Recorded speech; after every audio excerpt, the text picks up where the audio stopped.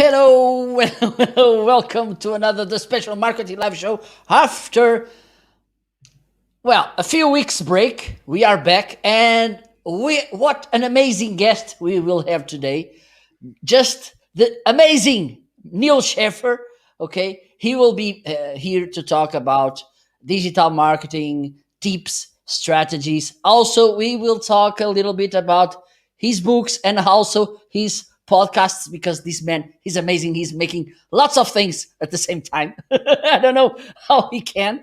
I think he will explain in a while. Okay, so welcome, everybody. It's so good to be here. We are live on Facebook, LinkedIn, YouTube, Periscope, which and now Twitter, Twitch, and also Amazon Live. For those of you who are watching on Amazon Live, please check the three books of Neil and also the podcast. The podcasts are free to subscribe, and please do that because you will learn a lot. And by the way, if you want to become an Amazon creator, Amazon influencer, Neil, it's an amazing source of information for you. And believe me, it's really pleasant and profitable being on Amazon broadcasting. Okay, so tune in. And for those of you who are not watching on Amazon, please type on your browser marketing.live and you can join us on Amazon.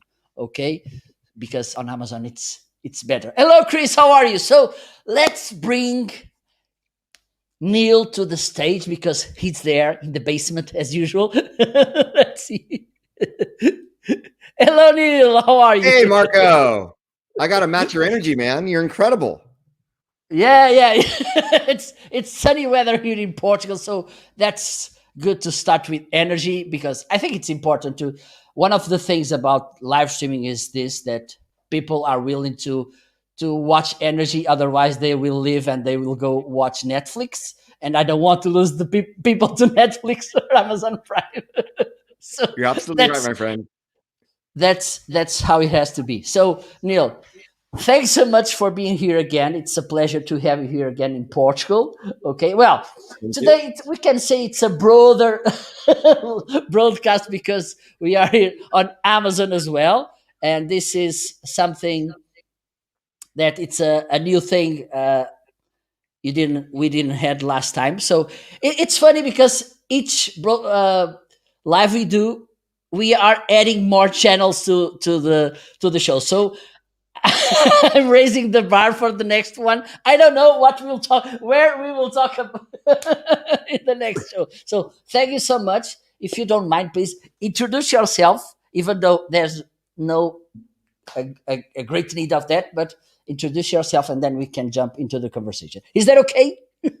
Absolutely. All right. So that was fun. Hey, everybody. Hey, this is the second time I have been on Marco's live stream. And yes, it was a while. And yeah, you've definitely upped your game, my friend. So exciting to see. Hey, I want to give a shout out to Arnaldo joining us from LinkedIn. Thank you, my friend. Make sure you comment, share so that we can make sure that as many people as possible watch this. So my name is Neal Schaffer. I am a digital social influencer marketing author, consultant, speaker. Man, I've been around. I mean, I wrote my first book on LinkedIn back in, I don't even know which three books yet you're showing. I've actually written 4 books, but I wrote my first book on LinkedIn. Yeah, no worries. I wrote my first book on LinkedIn back in 2009. And then I wrote a second book on LinkedIn in 2011. I wrote a book on social media marketing strategy in 2013. And my most recent book, which is The Age of Influence, actually came out last year, 2020, right before lockdown, or I should say right during lockdown. So I write books. I teach digital social media marketing at a few universities around the world. I'm mainly teaching executives. I've never been to Portugal, my friend. I always want to get there, but I've taught at places like the Irish Management Institute in Dublin and Cork, Ireland, and the University of Jyväskylä, their executive MBA program in Helsinki, Finland. And I consult, I speak, I blog, I podcast. I'm actually, Marco, you said I do everything. I do have 2 podcasts, one with a co-host. I do have a blog that I am very actively blogging on, and I'm looking to really get YouTube going. So maybe someday I'll have my own live stream show too, and I'll have you on. Oh, perfect. I will be pleased. Such an honor. Neil, I think it's important to talk because, as you mentioned, 4 books, 2 podcasts. We are talking about content. We are talking about sharing our thoughts, our ideas, our expertise with people. How did you? Do you remember how and why did you start it? I began with LinkedIn, which was the only social network for professionals back in 2008. Twitter had just launched. Facebook was, I think it was still for college students only. Obviously, it was before Instagram and TikTok and all that. So I just became, my background's B2B sales before social media. So I just saw LinkedIn as this incredible networking tool. And as I had moved back. I started my career in Japan. I moved back to the United States and I was in transition for the first time. And I began to sort of tinker with LinkedIn and realize that, if I had a term like, Japanese marketing in my profile, and I had more connections than anyone else with that title or with that word, I would show up first in the search results. So this is where I started realizing that, social media, beginning with LinkedIn, can be an incredibly powerful tool. I also was very active within LinkedIn groups of networking and learning. LinkedIn used to have something called LinkedIn Answers, like a Quora type functionality. And I began to just become what you would call today an open networker. I began with connecting lots of people, and I began to be known both within LinkedIn as well as locally here in Orange County, California, as sort of this LinkedIn, expert, for lack of a better word. And so I began like teaching people just, over Starbucks coffee, right? Not a big deal. But when I found my job, I decided, you know what? I want to keep networking, even though I'm going to start this job. And therefore, I'm going to take all my thoughts and I'm going to start a blog. And I'm going to use the blog as a way to network virtually 24/7, 365 days a year. And at that time, LinkedIn actually supported applications. There was a WordPress.com app inside LinkedIn that I clicked on that allowed me to start my very first blog. And I think I published my first article like July 4th, 2008. And yeah, so I saw blogging as just this networking vehicle of just paying it forward, sharing information. And then that job that I found, serendipitously only lasted 3.5 months. You had the Lehman Brothers crash in 2008. And my wife said, ebooks are really popular. You should consider like writing a book. And I'm like, I don't want to write a book. That's not me. But I realized that I had blogged so much that a quarter of my book was already written, right? So I said, okay, if I don't find a good job in the next few months, I'm going to write that book. And I wrote the book. And after I wrote the book, I got speaking opportunities. And then I got all these consulting opportunities. And that's what launched my company back in January 2010. So for me, the blogging, the podcasting, the YouTubing, it's part of a natural PR machine. It's just the infrastructure that you need if you're a modern brand or a modern personal brand. There have been times where I haven't blogged in a few months. There have been times where I haven't podcasted in a few months. But to me, I really think it's important for me. I see blogging and all this it's part, my branding, but it's also part learning from others. It's also part, R&D, because when I'm writing blog content, I'm also doing research into those areas and I'm learning inevitably as I go along. So it's an incredibly rewarding process, I believe. And yeah, it just begins with, you got to be passionate about it. Otherwise, it's not going to last. If you're looking for immediate ROI, it's not going to last. It takes time, right? But it's something I truly believe in. I highly recommend for anyone else listening. Okay, you brought me two questions. Please, And I'm hoping for more. you can pick one and we can leave the other for later, which are: first, it's blogging, because we know this in the digital, mostly in the digital marketing field, we are killing and everything is dying all the time. Okay, SEO, email marketing, and blogging, of course. First question: do you really think that blogging is dead and there's no hope for blogging? Number one question. And the second is more related to LinkedIn, and I think you're more than um, oh my god, knowledgeable to talk about this, because we see these comments on LinkedIn, which those people who get fired, for instance, and they start posting and interacting and networking like crazy, then they get a job, for instance, they completely disappear and for maybe for months or years, and then suddenly they get fired again or something happened in their company and they start rising up in the sky like a comet again. Your thoughts on these two things, but you Let me pick one and tackle, then yeah, let me tackle the LinkedIn question. So yeah, as I said, sort of like blogging and creating content becomes part of your infrastructure as a person, as a professional. I believe that networking is the same. And when I wrote my first book back in 2009, it was called Windmill Networking. It was all about this notion of sort of digging your well before you're thirsty, right? It can be quite lonely. You're one person in a sea of billions of people, and there's a lot of people that can help you, and you can help them, right? So the value of networking is in maintaining connections and always being out there. Because if you're only out there and then you disappear, the next time you're around, people might not trust you as much. Like, where'd you go? Where were you? Right. So, and what's also really interesting that I've learned, I'm a solopreneur now, but when I was a corporate employee, there's almost more value placed on you if you have a job than if you're in transition. So it's actually more beneficial to network when you're a happy salaried employee, because that's when, if you may not be expecting that new job, but that's when you will tend to get your best offers, is when you're happiest in your job, you're performing the best. And that's a really, really good reason, if you think about it that way, of why networking should also be part of your infrastructure. It's funny. I have two different podcasts, right? One of my co-host, Amanda Russell, is called The School of Influence. And we interview business leaders to tap into what made them influential. And we just finished an interview today, but it tapped into the similar theme that networking and connections is central to almost every influential business leader that we've interviewed. That's been a part of how they got to where they are, of keeping in touch, of every day reaching out to a few people, of asking for introductions, and not knowing where the conversation is going to go, but that's a person that I want to meet, right? I'm involved. Yeah, I'm involved in marketing, so I want to meet other marketing leaders.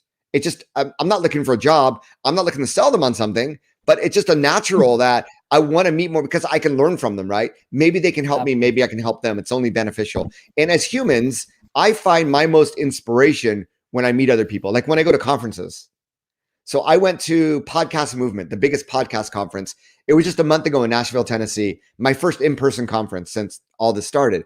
And just 2 days there, I mean, I met not just incredible people who I've already had one-on-one calls with, but it's completely reimagined how I want to do my podcast. So very soon, my Maximize Your Social Influence podcast is going to be rebranded into a completely different name. And you're hearing this here first. And that came from learning so much by being together with other people, right? We, at the end of the day, we're humans. We learn so much, and we get inspired we get activated and motivated by other people. That networking and meeting other people should be an integral part of what you do as a professional. Absolutely, absolutely. And before you go into the second question, because meanwhile, Freddie on Amazon made another question. Thank you, Freddie. In a while, we will be back to your question, because as you mentioned, and I have a friend of mine, a Portuguese one, which Anolo knows as well, that said me more than once, well, with amazing guests you had on your shows, you already made an MBA because you learn so much from them, and that's the point. And also the networking. For instance, I think I can say this publicly. One day I asked you, Neal, can you say some people to interview on my show? And you said me, oh my God, Christoph Trapp. And then I asked to Christoph more people, and then from the people that Christoph give to me, I already asked them again, other people. So as you can see, the network I'm creating here and how much Marco, I'm learning. and I was on a podcast like this. Well, this is a live stream, and I was on a podcast where I was being interviewed about my new book, The Age of Influence, and they ended up hiring me as a consultant. So when people get together, you never know what happens. I wasn't looking for work, right? But this has been a happy client of mine now for some time. So it's the power is in human connection on so many different levels. So make it part of your daily routine. I'll stop there. And I know you agree, And Marco. The second question about blogging, is it dead or is there some hope for blogging? Yeah, so it's funny that, and I have a unique perspective because I started out with social media marketing, right? I started out with LinkedIn, and then after I finished the rough drafts of my LinkedIn book, I went on to Facebook and Twitter, and after that, went on to other platforms as well. And I really focused on the social media marketing side. And then with writing The Age of Influence, I obviously sort of had that niche in influencer marketing that a lot of people know me for. But it was actually the pandemic which sort of changed everything. So I published my book March 2020. All these companies reach out to me for marketing help, and they want help with influencer marketing or maybe social media marketing. But I realized that, okay, what are you trying to do? You don't want to do social media marketing. You're trying to reach an objective. And maybe that objective can be better reached in other ways or in multiple ways. And the reason is that, and I know that you've seen this as well, Marco, over the ages, is that, there's more and more people that participate in social media. And the more people that participate, the harder it is for businesses to be heard. So as a business in organic social media today, it is really, really hard to make impact. On the other hand, what are the other tools that we have? There's always other options. So that's where I began, helping clients that came with wanting influencer marketing or social media marketing help to say, well, I can help you there, but you don't even have a robust website. You're not even showing up in searches. You don't even have an email list. You don't even know what marketing automation can do for your company. So I believe it requires a holistic approach. In fact, I'll take it one step further. I'm currently working on my next book, Marco, and unfortunately it's not ready yet. I hope to have a free preview of like what it's going to be about in the next week or two. But the concept is, after the pandemic, we all had to reset our marketing. We had to be digital first, everything that we did. And some of this old school stuff, like email marketing, became very important, because if you post on your Facebook page, your customers aren't going to see it. But if you email them, there's a great chance that they see it. And that's where we get to blogging as well, because people are still searching. Now, if we look at the universe of search over the last 10 years, what's changed is that, number one, you have just more and more people searching on Google for anything and everything. But number two, you also have more and more people searching on YouTube, I believe, depending on the content, how-tos, tutorials, what have you. In fact, at Podcast Movement, one of the things I learned was that YouTube was one of the top 3 discovery channels to find podcasts, and that people are listening to podcasts on YouTube. So anyway, I sort of digress. But when we break it down, Marco, today, when people are online, the top 3 things that they are doing, number one is still social media, but harder and harder for businesses. It's become pay to play. And that's where I believe that influencer marketing and collaborations with others is the key to being heard there. Number 2, people are still doing emails and texts. And number 3, people are still searching for information. So today, you need to have all 3 bases covered. And social media, unfortunately, becomes, I think, to be successful, a combination of influencer marketing and paid media. Email marketing is what you own. Every company should be doing this. And then you have the search part, and the search part is tied to blogging. When I wrote The Age of Influence, nobody knew that I knew anything about influencer marketing. And I came out with this book in the subject. How am I going to get the word out for that? So for me, podcasting was huge, but blogging was also huge. So when people do a search for influencer marketing on Google, I wanted to show up. And now I'm proud to say, out of all my competitors, because I created a strategy, keyword research, SEO optimized content, and I built authority in Google's eyes to the point where for the top 52 keywords that I'm targeting for influencer marketing, I am now second only to a site called influencermarketinghub.com, which is going to be very, very hard to beat. I mean, influencer marketing is part of the URL, but I'm beating Sprout Social, Hootsuite, WordStream, Neil Patel, Forbes. I'm beating all of these companies because of this strategy, and I have more website traffic than ever. And I know that website traffic is leading to people opting into my lead magnets and joining my list. It's also helping me find more business, et cetera, et cetera, et cetera. So blogging is by no way dead. In fact, because so many people think that blogging is dead, I challenge you, if you're an expert in something, if your business provides a product or service, do a Google search, see what comes up in the top 10 pages, literally open each one of those results. And I guarantee you're either going to find, very, very old content, sometimes from 10 years ago. Often this content is out of date the content is just it's not accurate anymore, or the content is just bad. Because a lot of companies outsource all this stuff to writers. They're just copying whatever else they find on the internet, and it's just bad content. So I guarantee you, go into your industry, do a search, and you're going to realize that you should be on the first page of Google. And it's not because you're going to do some voodoo black hat trick. It's because you're truly going to write better content because you care and you're an expert. And I challenge every one of my clients, and I put them on the first page of Google from this very, very same concept. That's the concept I'm going to teach in my book, because it's going to become a digital marketing playbook. Yes, it's going to include social media marketing and influencer marketing, but just as important are the email marketing, and just as important is the SEO, and blogging is critical to that. So, hey, keep thinking blogging's dead. I love it. I'm going to keep, rising up in the search engine rankings because of it. Yeah. And the funny thing is, the funny, I'll just end here, Marco. Time is our asset. You can spend 2 hours grinding on Instagram, Gary Vaynerchuk style. You could spend 2 hours creating a YouTube video or two. You could spend 2 hours creating a blog post. You could spend 2 hours doing a live stream, right? Every one of those is going to have different results. But the integral difference with social media is your content's up and it's gone. The lifespan of an Instagram post keeps on getting shorter and shorter and shorter. Now it's even less than 24 hours probably. I have blog posts from 5-10 years ago that still generate leads on my website. Podcasts live on. I'm assuming you archive this live stream to YouTube. Videos live on. So it's time to be investing in a long form content and using social media as a way to connect with people. Getting back to this point about networking. Social media is a great place to meet people, to connect with them, to create genuine relationships. Instead of thinking about always having to create the next content for social media, think of it as a way of, I always want to be connecting with other people on social media, or I always want to be learning in social media.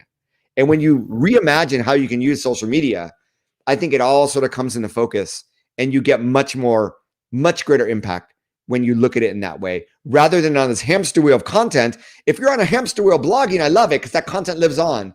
But if you're on a hamster wheel content that is here today, gone tomorrow, man, that's a battle you're not going to win. Unless you have a staff of 20 people like Gary Vaynerchuk has. Yeah. Absolutely. Great question. So I'll stop there. Yeah, perfect. By the way, for those of you who are watching, please put your questions. Don't be shy, because we are here mostly. Neal are here to answer you. And we have this interesting question from Freddie. He's on Amazon. He's asking, what influences the influencers? What influences the influencers? Is that the question? Yes. So an interesting aspect. So when I wrote the book on influencer marketing, I realized that one of the reasons I wrote it is that a lot of marketers who are asking about how to leverage influencers, they also wanted to become an influencer themselves. So for a while, the most popular Instagram account is a dog in Japan, is a dog. And it was founded by a marketer who understood how influence worked. And he created, an influencer account for his dog. And now it's number one on Instagram. So there's an aspect of, once you yield influence, you have to leverage it.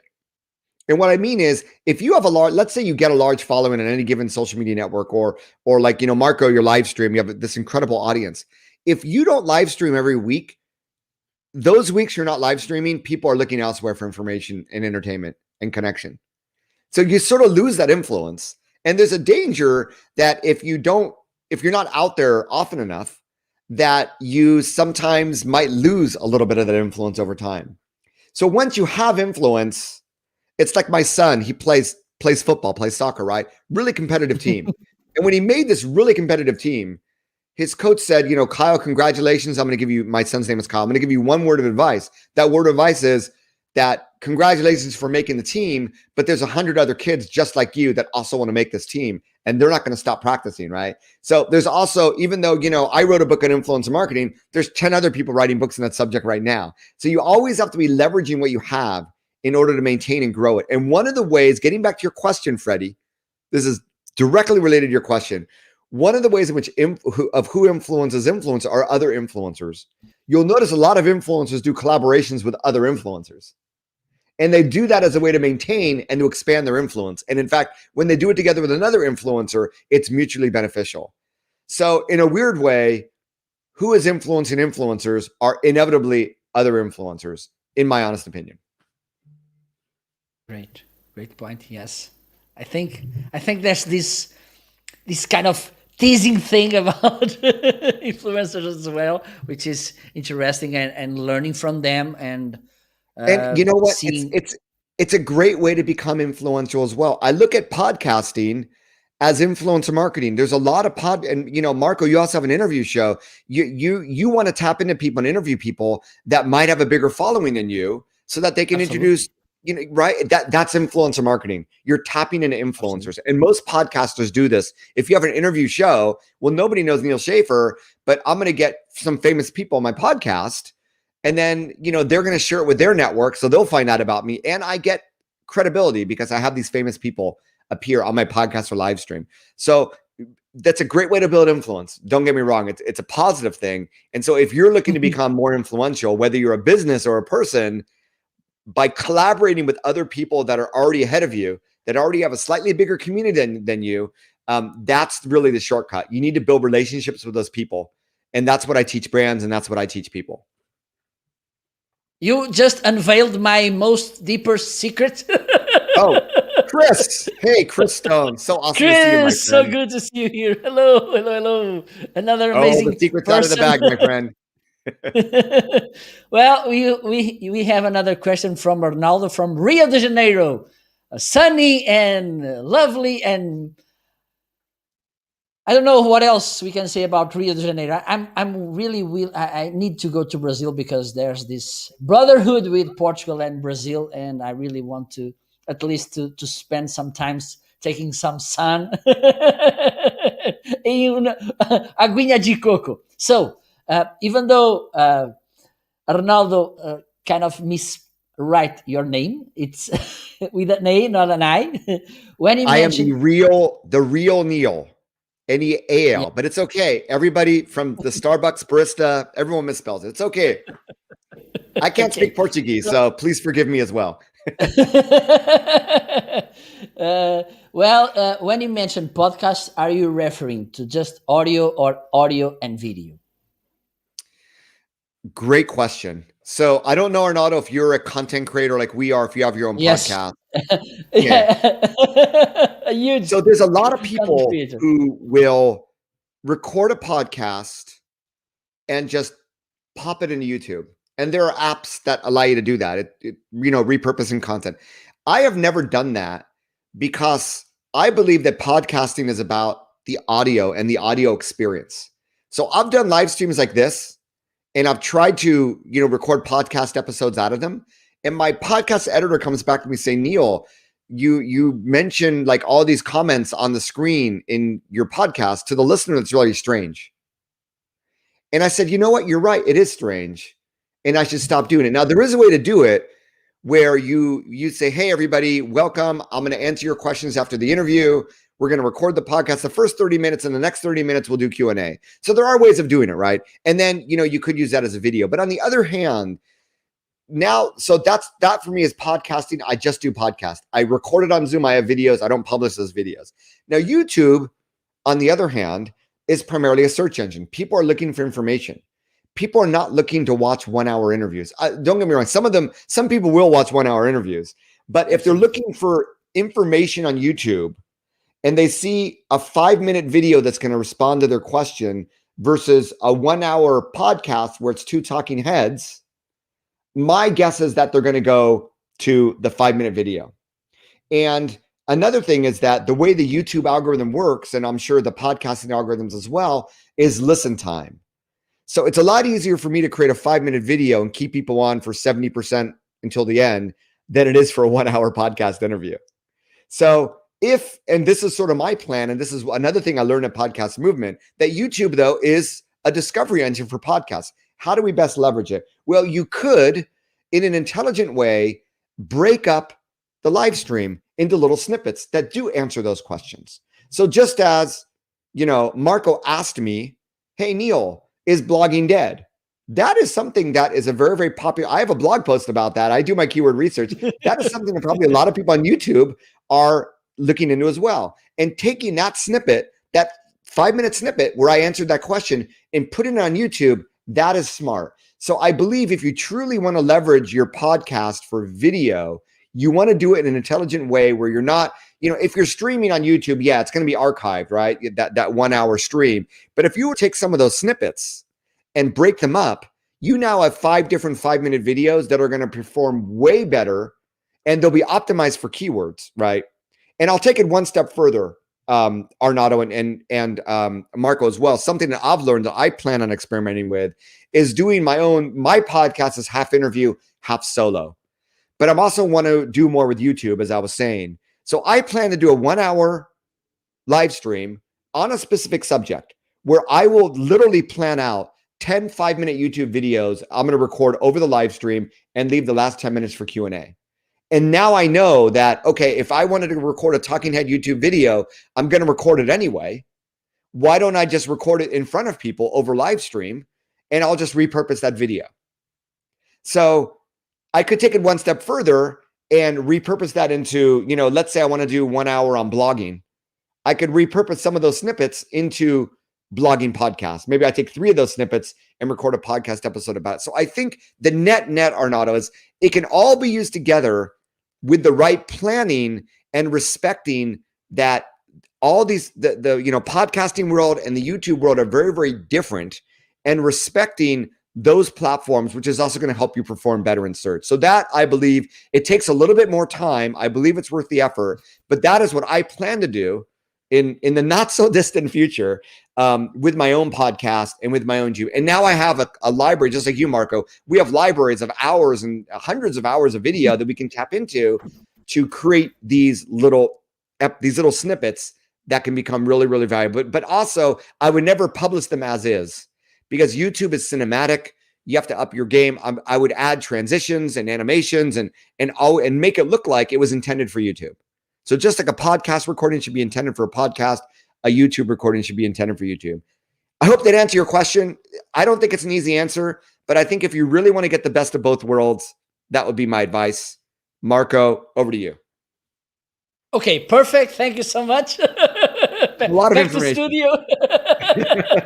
And I know we have a follow-up comment there from Chris as well. Yes, we have this question from Chris. You're so right about podcasting being a great way to create influence. However, I wish more were consistent, like Marco Novo, and keep putting in the hard work necessary to be successful. How do you stay consistent, Neal? This is for me, this is key, being consistent. It's funny. I actually think that people overrate consistency. Really? And yeah, I think consistency is very important. Don't get me wrong, but it's it's not like this person publishes every week, so we're going to give them, a better ranking in the algorithm. I think what's more important than consistency is that in order to rank, whether it's a podcast is slightly different because sometimes Apple actually likes to recommend new podcasts, which is why sometimes new podcasts, a lot of them will rank pretty high for the first few weeks if they get a lot of downloads. Yes. But at the end of the day, okay, let's look at podcasting. I don't have any scientific data to back this up, but I believe what podcasting is they look at the average number of downloads you're getting per episode. And can you build that up over time? So if you stop podcasting for a few weeks, then you're not going to get new downloads on old episodes. You're not going to get new people listening to you. And the average downloads when you publish your next episode, they're not going to be as high because people have already tuned you out. They can only listen to 8 to 10 episodes a week. They begin to tune you out, listen to other episodes, and therefore your average downloads per episode go down, and therefore it's going to be harder to increase your downloads, and you got to start all over. Well, you don't have to start all over, but it gets a little bit harder. You got to put in more work. So that's why consistency is important there. With blogging and with YouTube, it's really, really interesting. The people that blow up in these spaces that get higher rankings are people that have developed what I call library of content. It's going to be this core concept that I talk about in my new book. But you need to have a certain volume of content to be recognized as an authority in the eyes of Google when it comes to blogging. So I have 1 or 2 blog posts on influencer marketing. Google doesn't care.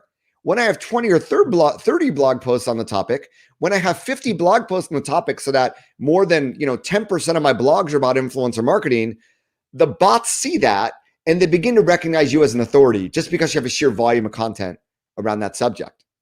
Okay. And that is what inevitably helps me outperform other sites that only have a few posts on influencer marketing. So with YouTube, it's similar. You need a library of content, but it's a little bit different. YouTube, the name of the game is keeping people on your channel. They find a video, you want them to go to another video and stay on YouTube. And the channels that do this are successful. In order to make that happen, you need to have a library of content. And that's why a lot of YouTubers, with blogging once a week, you can be effective.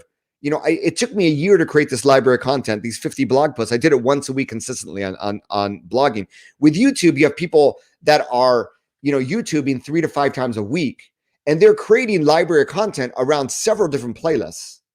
And therefore, no matter what topic they talk about, there's a playlist they can introduce people to, or a really, really targeted video they can introduce people to at the end that's going to keep them watching. Very, very different than Google. I mean, Google does look at bounce rate, but at the end of the day, if you write this great blog post, it's high in the search engine rankings, people come to it, they stay for a few minutes. Even if they leave, if they're staying longer on your site than another site, then Google's going to keep sending traffic to you. But with YouTube, a little bit different. You want to keep them in YouTube, and therefore you need to have a certain number, a certain volume.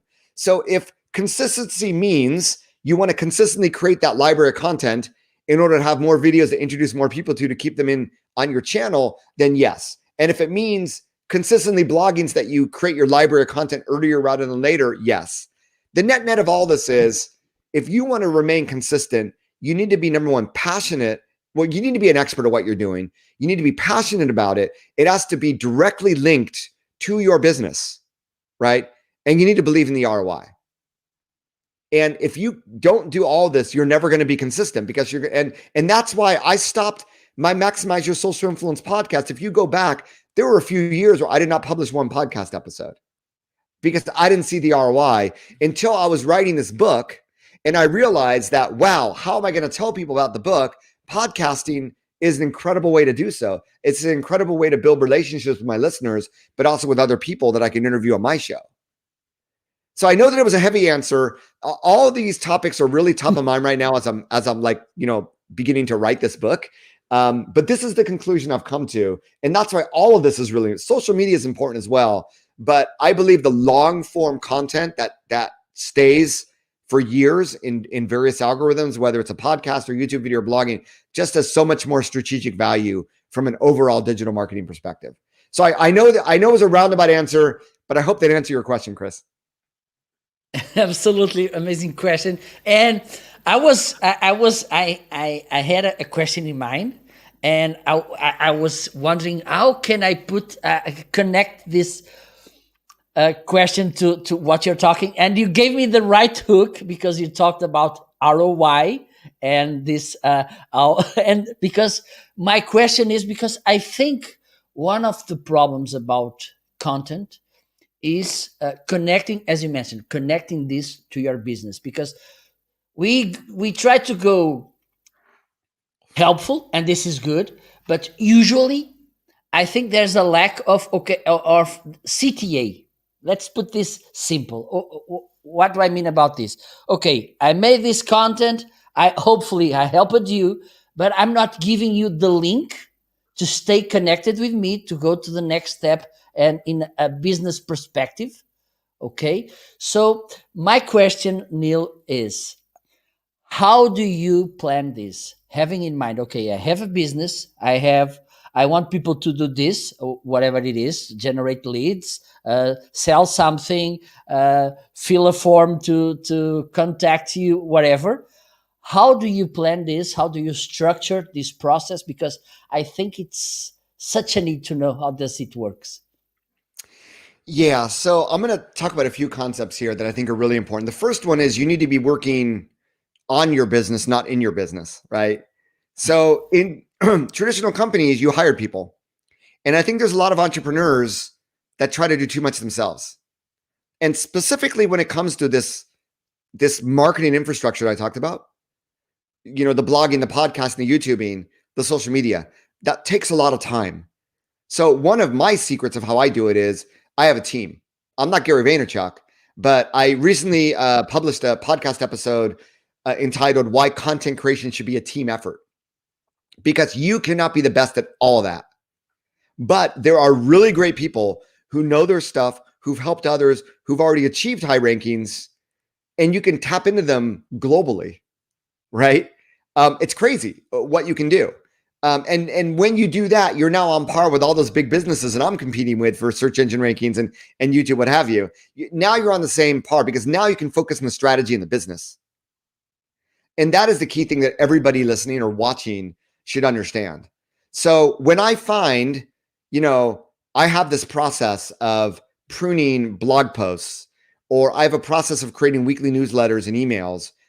I find people around the world that are really good at like one thing. Like, I am good at content management, or I am good at Google Data Studio, which I need to create reports for a client. I'll find people around the world that are really good at these key things, and I tap into them and I learn, but also I leverage their expertise for my business, whether it's my own content creation or whether it's for my consulting, what have you.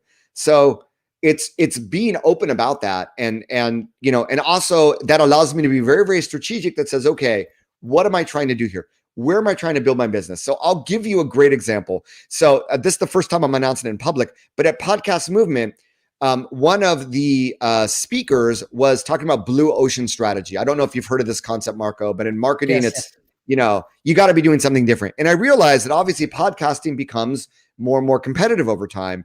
And when you go to a podcast called Maximize Your Social Influence, you're not really sure what you're going to expect. You don't really know what that person is going to talk about. But also, I'm not selling services directly related to maximizing your social influence. At the end of the day, I'm talking about digital marketing topics.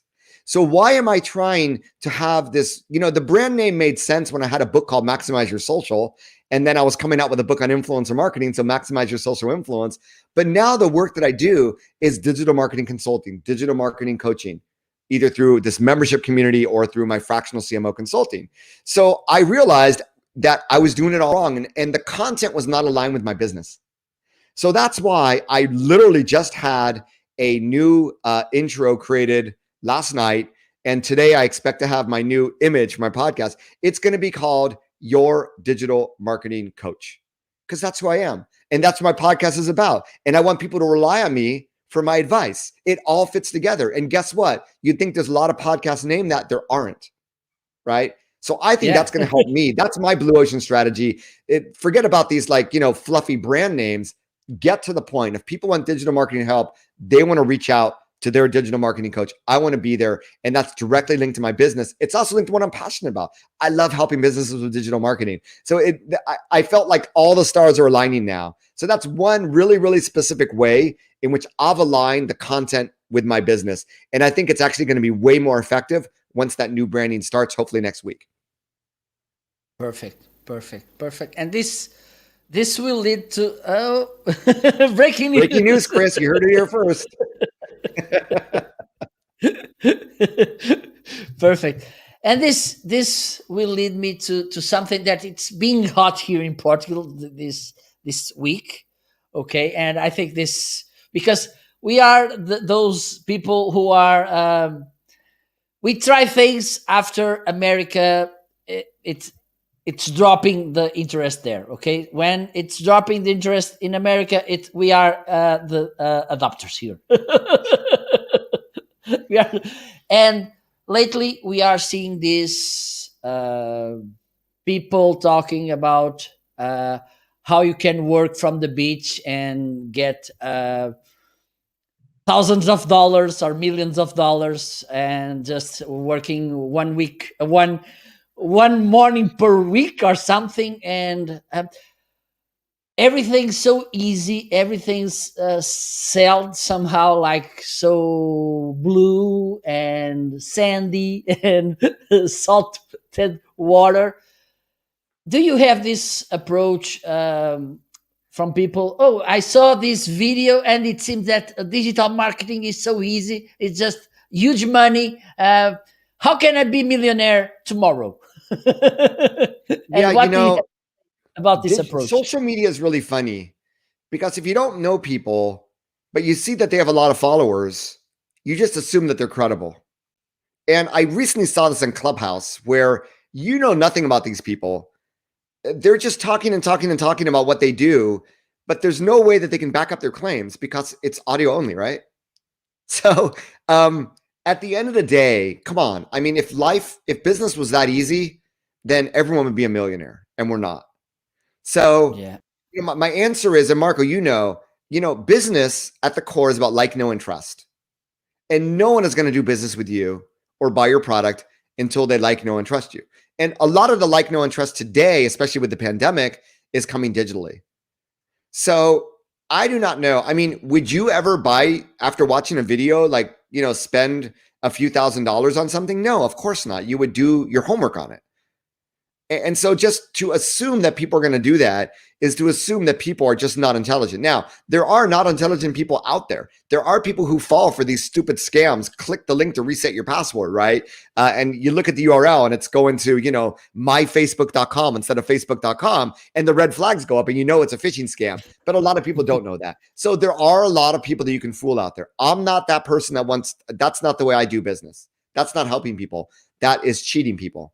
So if you want to believe in that, you're searching for a reality that doesn't exist for that core thing. I mean, would you ever, who are the people that are going to buy from people that they don't know, like, or trust, or that are going to trust someone that, what are their credentials, right? And that's what it comes down to. And I think with fake news and with people being able to leverage social media, deep fake profiles like the Tom Cruises that we hear about, it's really, really easy to cheat people. Don't be cheated. You got to get back to your common sense that it just does not work that way. Is there money to be made? Sure. Can you do it without a lot of work? Well, at some point, once you build influence and you build authority, yeah. But when you build authority and influence, you still need to work to maintain it. And obviously, when you're at that stage, new doors open up. So you're still going to be working on things, although they become more strategic and they become more higher value. But there's no free lunch in society, man. There's no free lunch in business. It just does not happen. And if you think it does, then you're cheating yourself. And I hope that you're not investing your family money. I hope it's only your personal money, because I'd hate for your family to know what you're doing if you're getting into those schemes. So I'll stop there, Marco. Yeah, and that's a huge point on that. It's people making loans and being in trouble because they trusted these people, because they promise you this paradisic life, and I'm going to give you two examples that I think they are good to illustrate this thing. It's like you play a video and you mentioned soccer, football, that as I like to say, and it's like you showing a 5-minute long video with just Ronaldo and Messi and saying you can be them. Look, they are making millions. They are in the business covers and whatever, and huge cars, huge houses. Yes, but they are a few. It's not the rule. And the other thing, yesterday I was talking with a big friend of mine. Maybe you heard about him, Pedro Caramês, which is the lead expert here in Portugal about LinkedIn. Yes, and good guy. He lives 10 minutes walking from the beach. Okay, and I asked him, look, how long do you live there close to the beach? And he said me, well, more than 15 years. Great. How long do you have a business? Well, more than 12 years. How many hours have you worked on the beach? None. Exactly. The same for me. And I live 15 minutes driving from the beach. Okay, so, and the funny thing about this is that some people, they are selling this dream of working from the beach. I've been watching them, following them on social media, for instance, for 2, 3, 4, 5 years, and I've never seen them posting photos. Look, I'm working at the beach, and now suddenly they are trying to sell you this stupid dream, because when you go to the beach, and you should go to the beach, of course, if you can, it's not for work. If it sounds too good to be true, it's too good to be true. And even myself, and maybe you yourself too, Mark. I mean, I have had some near misses with some scams myself. So people that want to do business with me or people that want to invite me to speak. And, Google is your best friend, but it's also just being logical, being rational, being cool, not getting excited about the opportunity, but just asking questions and reverse engineering. At the end of the day, can I trust this person? And yeah, I was close to starting a business venture in Japan with someone else until I realized that they were trying to tap into their parents' credibility as entrepreneurs, but they themselves had no track record, right? And taking me out to very, very nice dinners to make it look like they were doing really well, when at the end of the day they were just living off their parents' money, for instance, right? Or others that, hey, we want to invite you to speak at this event. It was for this incredible amount. We'll pay it to you up in advance. All we need, you just need to, send us this information. And when I did research, I found out there were other influencers who had been cheated by this person.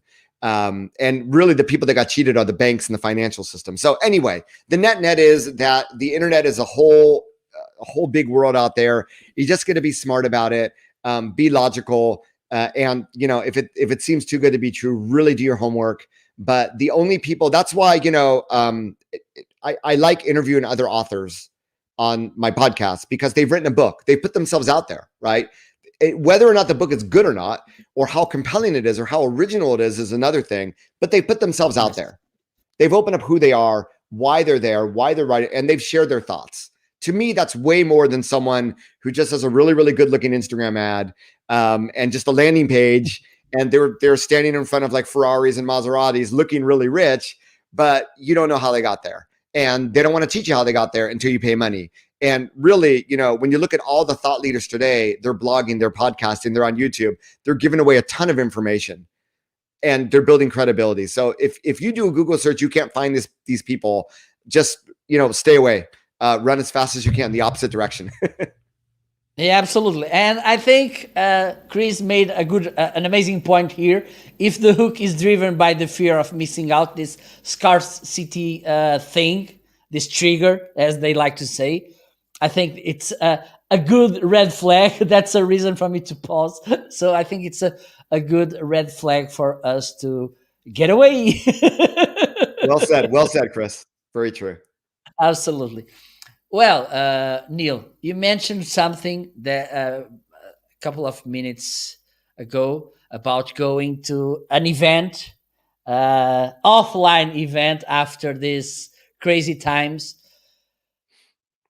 There's something that I don't like, and we see this often, which is offline struggling against online. It's one of another or another. It's Cristiano or Messi. It's okay now. By these days, it's not that, but at some point it was Michael Jordan against Larry Bird, for instance, or something. And I think we can use both. And I think that, and some people are saying, okay, now we will stay on this online event paradigm, and offline, or it's over. I don't believe in that.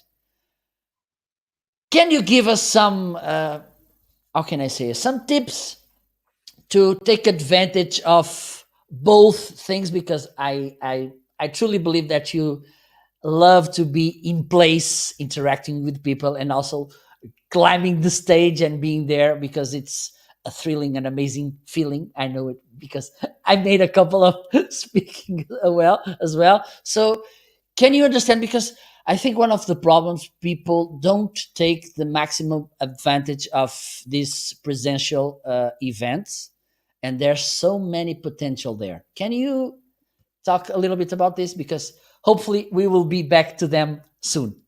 Yeah, podcast movement was really interesting. It was in Nashville, and with coronavirus, I'm sure in Portugal I've seen as well. It comes in waves and variants, right? So it was at a time when Delta was just destroying India and Asia, but it really wasn't as prevalent in the United States yet. So I think we were recommended to wear masks. Not everybody wore masks. Now Tennessee is actually one of the hotbed of coronavirus since we left. So it was a little bit early, and a little bit of that in the YouTube world, that VidCon actually canceled They were going to be doing it in October in Anaheim, California, which is like 15 minutes away from me. They canceled. But Vid Summit, which is a smaller video marketing conference, is actually going on. And I'm actually going to that for anyone listening. It's going to be in Los Angeles. Man, I forget the dates. End of this month, actually, September 27th, 8th, 9th. And so Podcast Mover for me, I'll be really honest, I speak at a lot of events. I usually only go to events that I speak at. But I realized that podcasting is a world that I don't know enough about. And I went to PodFest, which happened right before coronavirus started. And Podcast Mover for me was a few things. Number one, I wanted to learn from the best. And I know that these events bring in the best speakers. So I know that I'm going to learn. And I diligently went through all the schedule and created my own little agenda. And I was just really excited for each and every speech. But number two is obviously they offer you networking events, right? So you're going to meet people. So, hey, standing next in line, it turns out that this guy's in charge of like marketing for ClickBank, and he's in charge of their podcast, and they want to work with influencers. So awesome. So we have a phone call set up, right? But it's also another thing I love about events is I get to go to the exhibitors, and that's where you see the latest technology. So you can go to, I had this hard time imagining how to do a website for my podcast. I never had a website for it. And then there was a little booth there. It was a guy, a company called Podpage. And he's like, Neal, in 5 minutes, we can create a website for you. It's all automated. Put in the RSS feed, then boom. So if you go to podcast.nealschaffer.com, you'll actually see my brand new podcast website that was automatically generated using the service called Podpage. I don't know, $20 a month. I mean, it's a no-brainer, right? But if I hadn't gone to the conference, I wouldn't have found out about it. And guess what? The AWeber folks were there. I was on an 1.5-hour call the other day with AWeber. They were sharing with me their technology, their roadmap. And now I'm building, maybe I'll move over to AWeber. I don't know, but I'm building a relationship with them. This all came about from going to the conference. And I'll say the other. So you got the education, right? You got the networking, you got the technology. The other one is when you're out of where you work, when you're outside of your location, you always are able to see things in a new light. And I'm able to get my biggest aha moments, my biggest strategic sort of pivots when I'm not home. So being out at a conference gives you, if it's outside of, where you live, gives you that advantage as well. So I believe it's an R&D expense. And guess what? You're going to laugh about this. For Vid Summit, I applied to be a volunteer, right? So I'm actually going to be volunteering one day at the registration booth. And the second day I'll be able to go to the events, and I pick the day I want to go, but I want to be part of the community. So for me, volunteering gives me the ability to network and meet all these people. Maybe some of them, like when I went to the AWeber booth, the director of marketing said, oh my gosh, I found one of your articles about email marketing on Google, and then I signed up to your list. I receive your weekly newsletter. It's so nice to meet you, right? And so I'm looking for those moments at Vid Summit. But you cannot replicate that in person. So I know with coronavirus, there's a lot of cancellations. Things are opening up. For me, blogging, podcasting, YouTube/video marketing, blogging could be content marketing, and then just general social/digital media marketing. Those are 4 types of conferences that I'd like to go to once a year, and therefore once a quarter, once every 90 days, I want to see myself at a conference, whether I'm speaking there or not. And I urge all of you to be thinking the same. Look out. I have a blog post about social media conferences. I need to update it for 2022, but there's a lot of conferences that are planning for the spring. I know Social Media Marketing World is my social media marketing conference that I've spoken at every year and that I highly recommend to all of you. So you just cannot replicate that experience on those 4 different levels that I mentioned. So hopefully that answers your question, Marco. Absolutely. And I'm willing to go, because one of the things I do, because I didn't get to that level of crossing the ocean yet. Hopefully, I hope that 2022 I will do this for the first time. But I go often. I used to go often to Spain, because there the digital marketing level it's good. And yes, I do interact and get that thing, those kind of rent those brains. And yes, I keep in touch with new things. So for instance, I think yes, it was you with the magical people in That was social Social media Media world Marketing last. World. Yeah, that was Yes. at the very end there. Yeah, right before the pandemic started, late February of 2020. Yeah, So I met them as well in Spain. nice. Yes, And really, Juan. they are from, aren't they from Portugal? No, Or are they no, from they are from Spain? Spain, from Okay. Madrid. Yes, Yeah, yeah. I met because usually Metricool, they monitor the events hashtags, okay, and they at the middle of the conference and at the end they said, okay, those are the top tweeters and this kind of Yeah, things. yeah, yeah. Yeah, it's amazing. They on that particular thing they are amazing. Yes, and they are really nice people. They are They're really nice really people. nice I people. agree. Yes, yes, absolutely. We have this comment from Chris before we start wrapping up. I like the virtual conferences. They are easy to participate in, money and time, and have the best international speakers, networking opportunities, and virtual product demos. Yes, absolutely. I think we should look at these. None of them are better than the other. They are different and they can come together blended in a very good way. I think it's the point we should have in mind. At least it's my my 2 cents on this. Neil, we are about to finish. Can you kind of give us 3 tips about digital marketing, what we should do, not to get 1 million in half an hour, but to somehow No, I'm going to show you how to make 1 million. um, yeah, I mean, I guess number one, you got to become, if you really want to leverage digital marketing, you got to become a content creator. So there's 4 main types of content you can create online. It's either going to be blogging, podcasting, videos with YouTube, or like photos. Instagram is still good for that, even though they're not a photo sharing app anymore. But pick the one that you're good at or that you want to learn, and go for it, and start creating content and use that as the vehicle to start to get known and to be able to reach out to people. I, in all honesty, co-started the School of Influence podcast with Amanda because Amanda wanted to build. She didn't have a platform. She didn't have a website or a YouTube or anything. But when I told her that, hey, podcasting is a great way to meet people and we can interview business leaders, she's like, that's great. I can build a platform and network at the same time. I'm like, yes, that's what podcasting is, right? So we did that instead of building a YouTube channel or co-writing a blog together.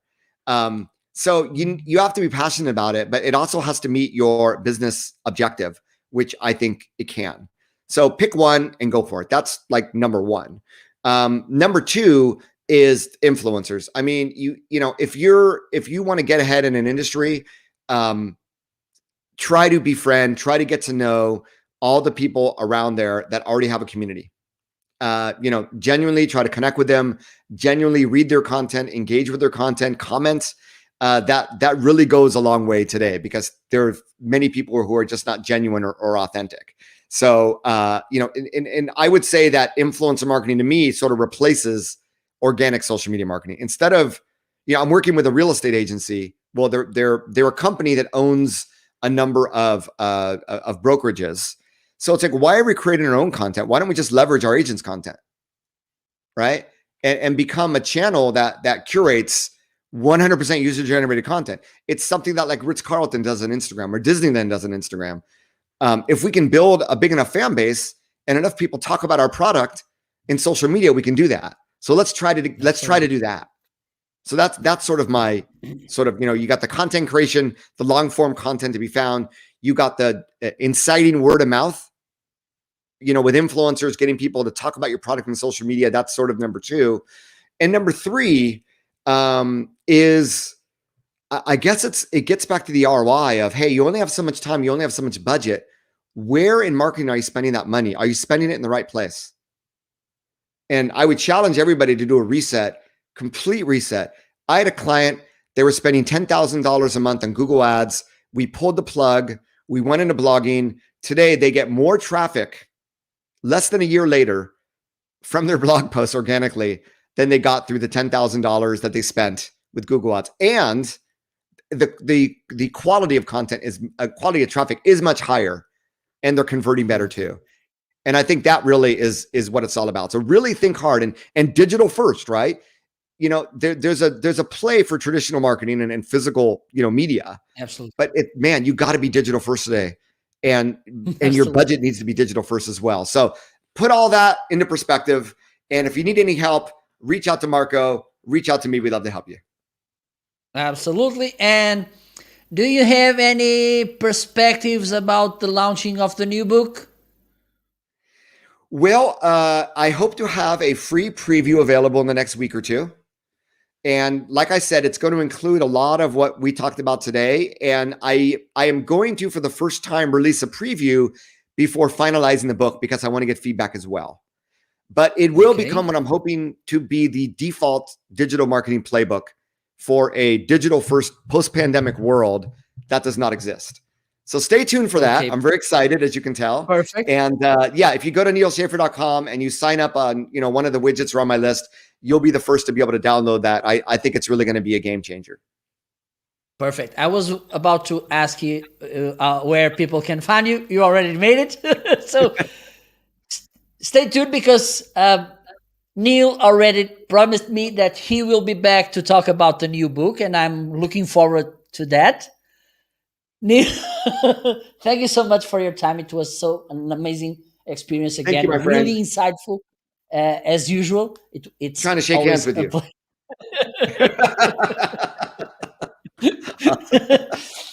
Thank you so much. Thanks for all of you who were watching the show and from Belgium, United States, Brazil. Let me see. Freddie, I don't know where he is, but thank you as well. Thank you, Chris. Thank you, Arnaldo. Muito obrigado, menino. And Chris, thank you so much. Stay tuned because I will be back. And don't forget, and I think you got a couple of some Los Angeles. So he's your neighbor. There we go. All right. Thanks, Freddie. everybody. I think you got a few followers to your podcast as well, subscribers, because I was watching them clicking. So thank you so much. Thank you. I will be back soon. Take care. Bye-bye. Bye-bye. Let me see.